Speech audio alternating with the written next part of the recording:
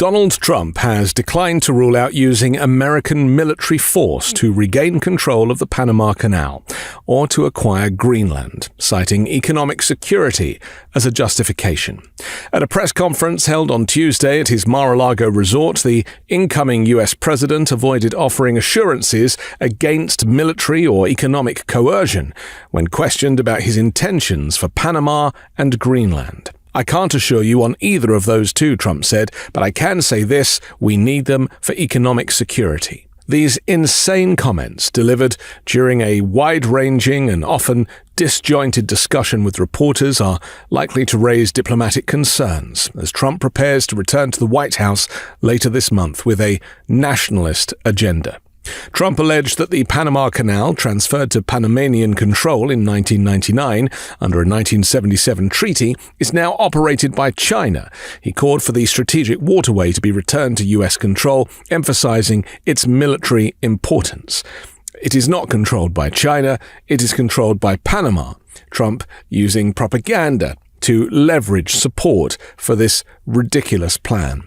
"The Panama Canal was built for our military," Trump stated. "It's vital to our country. It's being operated by China. China," he said. "We handed it to Panama, not to China." Regarding Greenland, Trump suggested economic retaliation against Denmark if it resists his territorial aspirations, stating, "I would tariff Denmark at a very high level." He also directed sharp criticism at Canada, threatening very serious tariffs and dismissing its military strength. "Canada is subsidized to the tune of about $200 billion a year. They don't essentially have a military," Trump falsely claimed. "They rely on our military." Meanwhile, Trump's son, Donald Trump Jr., was seen distributing "Make Greenland Great Again" hats during a visit to the Greenland capital of Nuuk, despite claiming his trip was purely personal. Video footage captured Trump addressing a group via a phone call to his son, saying, "We're going to treat you well," on speakerphone. The focus on Panama and Greenland signals Trump's cryptic push to expand U.S. territorial control under the guise of national and economic security. While the Panama Canal was previously under U.S. jurisdiction, Greenland remains an autonomous Danish territory that has repeatedly rejected American overtures. Trump has escalated his rhetoric about the canal, recently declaring that the U.S. would demand that the Panama Canal be returned to the United States of America in full, quickly and without question. Panama's president, José Raúl Mulino, dismissed the demands, asserting that every square meter of the canal would remain under Panamanian sovereignty.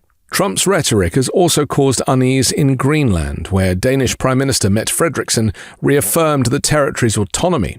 "Greenland is not for sale," Frederiksen said, adding that its future lies in the hands of its people.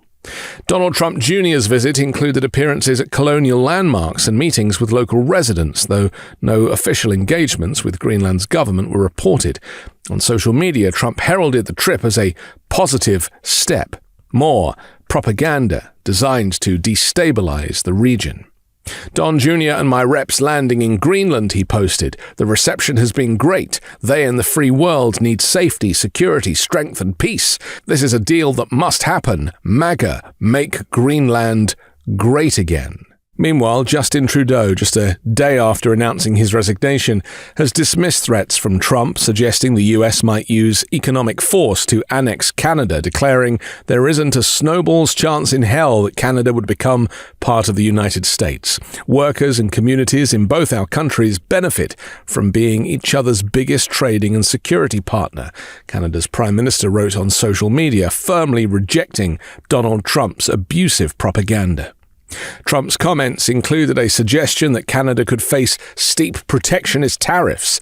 "Canada and the United States, that would be really something," Trump mused, while accusing Canada of relying on U.S. subsidies and warning of frustration within his incoming administration. "We've been good neighbors, but we can't do it forever," Trump claimed. "It's a tremendous amount of money," he said. Canada's Foreign Minister Mélanie Joly swiftly countered Trump's remarks, calling them a demonstration of his complete lack of understanding of what makes Canada a strong country. She added Canada will never back down in the face of threats.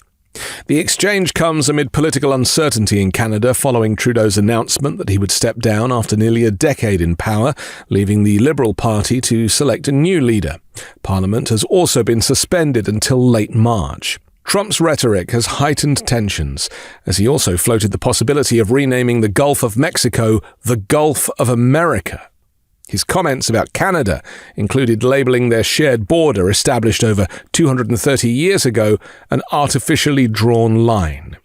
When asked if he would consider military action against Canada, Trump responded, "No economic force," repeated unsubstantiated claims that the US subsidizes its northern neighbor while spending heavily on defense for the region. On social media, Trump reignited his controversial call for Canadian statehood, writing, "Many people in Canada love being the 51st state. The United States can no longer suffer the massive trade deficits and subsidies that Canada needs to stay afloat." Despite Trump's provocative statements, US President Joe Biden struck a markedly different tone, praising Trudeau's leadership during a phone call on Monday evening. He said over the last decade, Prime Minister Trudeau has led with commitment, optimism, and strategic vision. The US-Canada alliance is stronger because of him. The American and Canadian people are safer because of him, and the world is better off because of him. Biden's remarks offered a clear contrast to Trump's combative stance, emphasizing the enduring partnership between the two nations. The world is definitely better off without Donald Trump. I'm Anthony Davis. You can find me on the 5 Minute News YouTube channel and podcast, on Wednesdays co-hosting Uncovered, and on Sunday on The Weekend Show with MeidasTouch. Love this video? Make sure you stay up to date on the latest breaking news and all things Meidas by signing up to the MeidasTouch newsletter at MeidasTouch.com/newsletter.